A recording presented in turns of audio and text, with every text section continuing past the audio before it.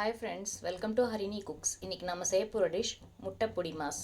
அதுக்கு தேவை ஒரு வாணலியில் எண்ணெய் ஊற்றி முதல்ல தாளிப்புக்கான பொருளெல்லாம் சேர்த்துடலாம்.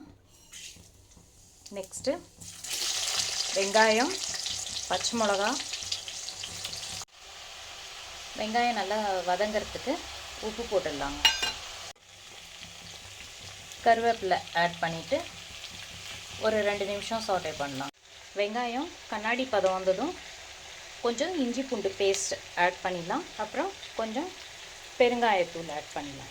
இஞ்சி பூண்டு பேஸ்ட்டு ஸ்மெல் போனதும் 4 முட்டை உடச்சி ஊற்றிருக்கேன். ப்ளஸ் மஞ்சள் ஆட் பண்ணியிருக்கேன். இது எல்லாமே நல்லா கலந்து விடலாம். கலந்து விட்டது ஒரு தொக்கு மாதிரி இருக்குது.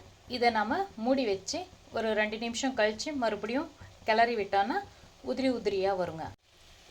பாருங்கள், நல்லா உதிரி உதிரியாக வந்துடுச்சு. இப்போது கொத்தமல்லி தூவி இறக்கிடலாங்க.